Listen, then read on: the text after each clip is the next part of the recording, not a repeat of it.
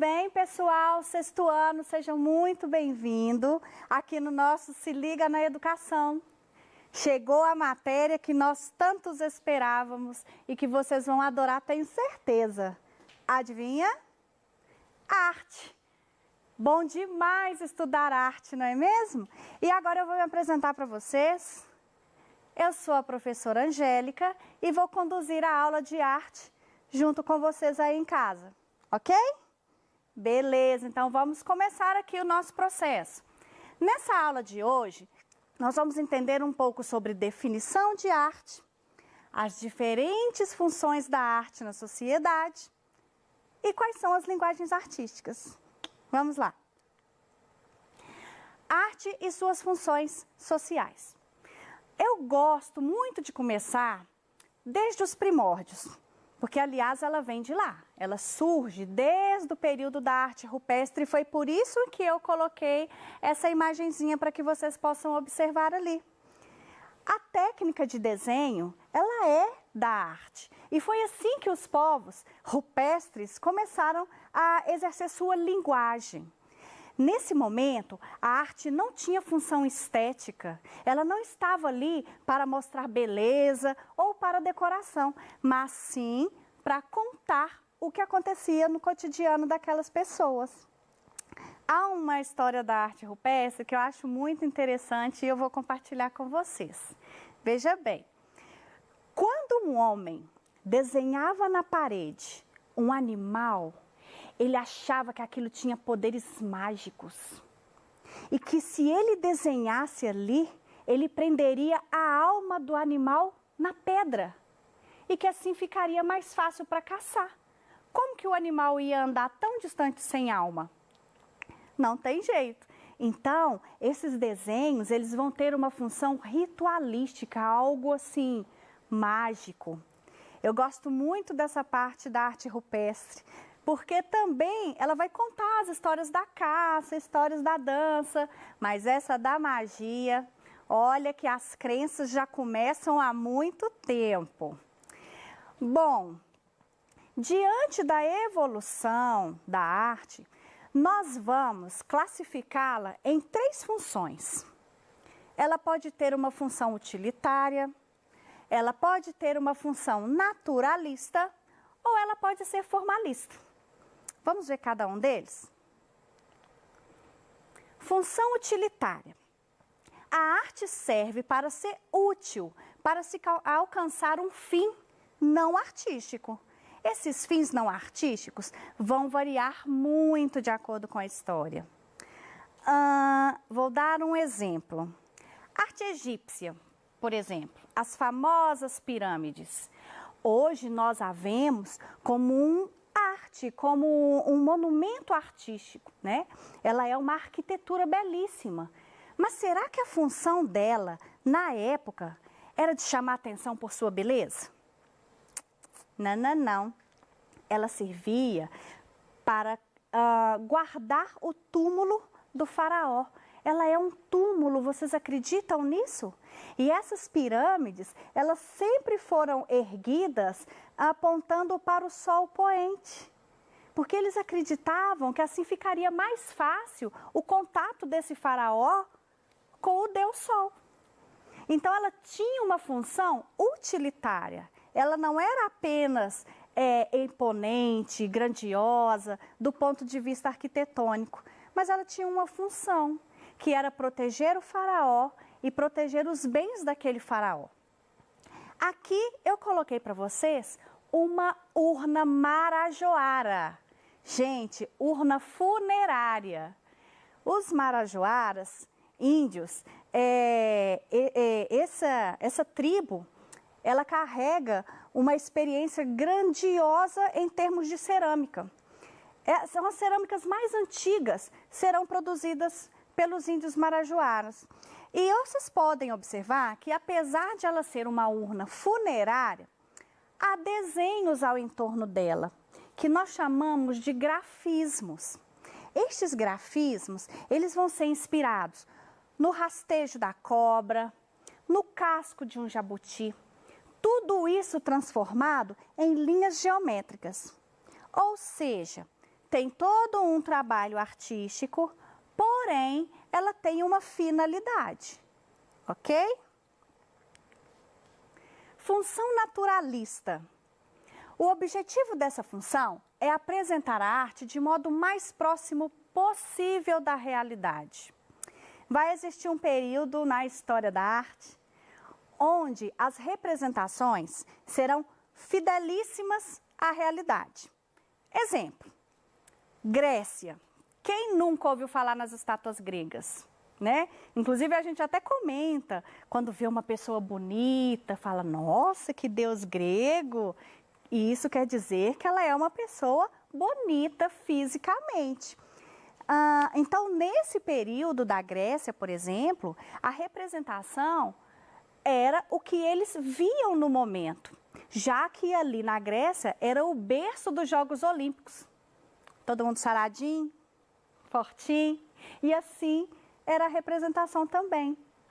Há um outro período que vocês vão estudar aí bem depois, né, que é o neoclassicismo, de onde eu retirei essa imagem de Napoleão. Napoleão, de fato, tinha o seu cavalo, de fato, aconteceu dele estar nesse cavalo. E essas pinturas tentavam representar exatamente os acontecimentos daquela época. E isto, nesse período, a gente vai chamar, inclusive, de pintura histórica. Pode procurar lá no livro de história, que eu tenho certeza que vocês vão encontrar muitas imagens com essa função naturalista, porque vai representar tudo que acontecia naquela época, certo? A formalista é a mais legal. Por quê? Porque ela dá margem a interpretações. Aqui eu coloquei uma imagem que vocês devem estar assim, que é isso? Toda distorcida. Isso é cubismo. Sabe quem pinta desse jeito? Pablo Picasso. O cubismo, ele foi um movimento artístico que tendenciou a pegar as imagens e a fragmentá-la. Mas não se preocupem com esses nomes agora, não. Eu só quero que vocês compreendam que essa arte, eu vou fazer assim, ó, vou voltar. O que acontece aqui no realismo? Logo depois do realismo, surge a fotografia. Se os artistas pintavam os retratos, era a profissão deles representar a realidade, com o surgimento da fotografia, o que você acha que vai acontecer com os artistas? Ficou desempregado, gente. Como é que eu vou fazer? Eu demoro uma semana pintando um quadro, vem um cara aqui, tira uma fotografia e pronto. Nós tivemos um problema que não foi um problema, que na verdade foi um pontapé para que a arte abrisse o seu campo de visão e passasse a representar de maneira que a câmera fotográfica jamais seria possível de fazer.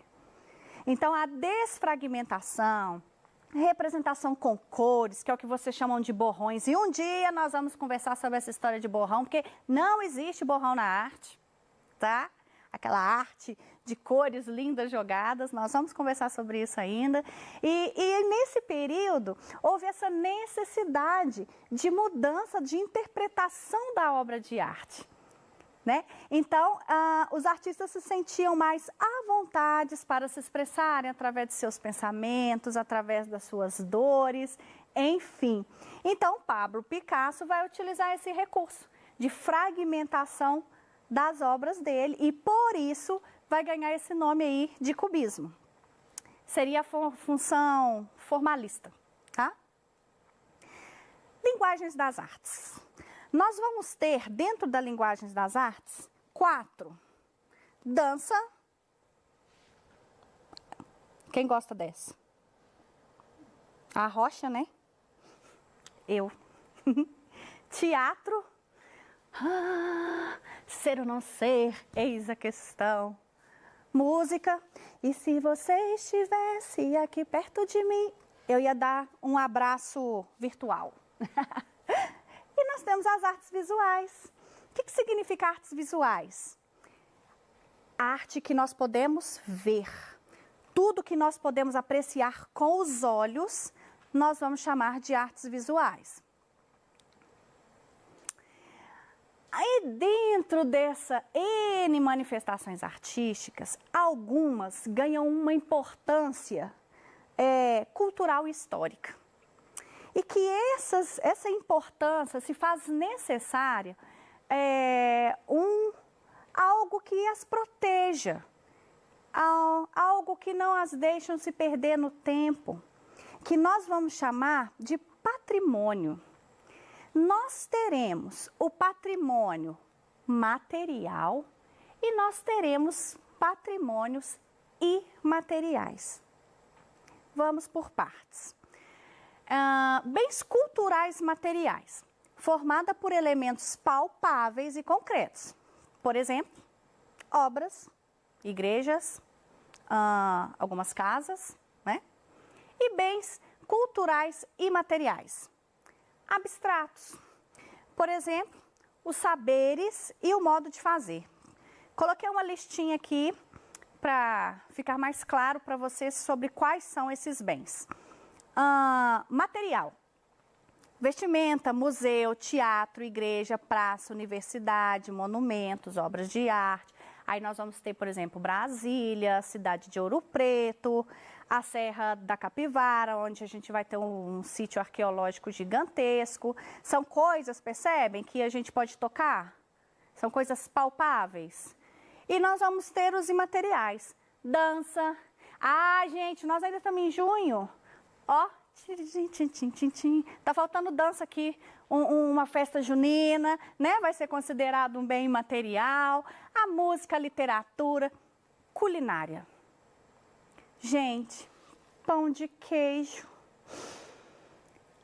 Esse ainda não foi tombado não, sabe? Mas o modo de fazer o queijo Minas, esse foi tombado. Ou seja, a maneira como se prepara, essa maneira é única, é única. Então, ela é um bem cultural e material. E nós vamos ter festas, feiras, algumas lendas, ok? Fica aí para vocês refletirem. E para vocês, o que é arte? Será que ela tem para você função utilitária? Será que ela é formalista? Será que a arte só serve se ela for naturalista? Um momento de reflexão. Refletiu, né? Beleza. Arte popular. Já sei, professora, é aquele do pagode. Não, não é um grupo de pagode. A arte popular, ela é realizada por pessoas sem formação acadêmica.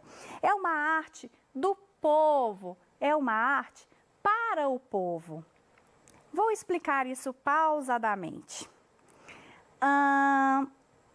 Exemplo. No período do Renascimento, quando eu falo Renascimento, vamos lembrar lá das obras de Mona Lisa, tá? Existiam as academias de arte. Um artista, ele só poderia pintar se ele seguisse as regras daquela academia. Era muito rígido, ele não podia sair fora do que a escola ensinava para ele, certo? Quando a gente entra no período moderno, tem um artista que pensa assim, alguns, né? São vários. Tô cansado de fazer essa arte que eu tenho que ficar só copiando a realidade. Eu queria poder me expressar de outras maneiras. E aí surge uma nova maneira de representar a arte, ok? Os populares, as pessoas que não tiveram condições de estudar, mas nasceu com aquele famoso dom, né? Que a gente fala, nossa, a pessoa tem o dom de fazer alguma coisa. Ele se apropria daquela sabedoria dele, que nesse caso nós vamos chamar de autodidata, e ele produz as suas obras. Sabe o nome que ganha essas pessoas? Naife. Arte naife. A arte knife, ela é realizada por pessoas que não têm formação acadêmica, mas que nos prende com a sua capacidade de representação, principalmente pela pintura. Não estou dizendo que é só pintura, mesmo porque eu coloquei aqui para vocês algumas imagens que seriam de carranca, né? Ela está nas artes plásticas, ela vai estar na literatura, mas ela é muito expressiva na pintura. E eu acho que vale muito a pena vocês pesquisarem sobre os artistas knife. Gente, é incrível a quantidade de cores, de riqueza de detalhes representadas em quadros de artistas knife. Lembrando que eles vão representar aquilo que ele vivencia, o que está próximo dele, né? Então, se é um lugar onde há muitas festas, haverá a representação de pintura falando sobre essas festas. Tem um artista que eu gosto muito, que vocês podiam dar uma olhadinha aí depois, quem sabe fazer uma releitura para mim, eu vou adorar, que chama Ronaldo Mendes. Ele é fofo demais. Gente, vocês têm que ver os detalhes da obra. Ele pinta assim cenas de fazenda, cenas do interior, mistura com bandeirinhas. É algo muito, muito, muito colorido. E quem quiser, né, ver algo sobre esse período que nós estamos aí de festa junina, vocês podem pesquisar aí sobre Militão, que é um artista knife, que gosta de pintar e falar sobre as festas populares, né? Vou deixar essa dica aí para vocês. Existem também outros ofícios, como por exemplo as paneleiras de goiabeiras. Elas fazem panelas de barro, usando a modelagem. A modelagem significa que a pessoa molda com suas próprias mãos e usa ferramentas rudimentares. Não é um processo industrializado. E até hoje elas fazem essas panelas da mesma maneira que tem sido feito há séculos, que são inspiradas da arte tupi ainda, trazida pelos índios. E eles passam, normalmente o artista autodidata e a arte popular ela vai ser passada de geração para geração. Né? E isso é muito importante e é por isso que é importante que nós saibamos preservar, que nós saibamos, que nós a conhecemos, né? Que a gente possa transmitir essa mensagem um para o outro, para que as pessoas reconheçam aquilo como nosso patrimônio. São artes que contam sobre a nossa história, ok?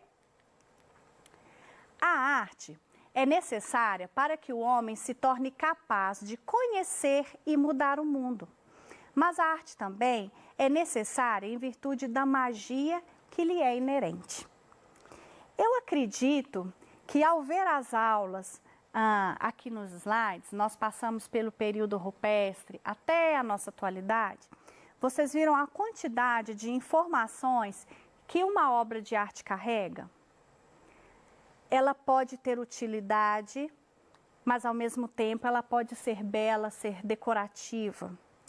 A arte pode ser simplesmente para a apreciação, que é o caso da arte moderna, é o caso do cubismo, que eu coloquei aqui para vocês, certo? A arte, ela pode ser imaterial. Gente, me deu vontade de comer pão de queijo de novo.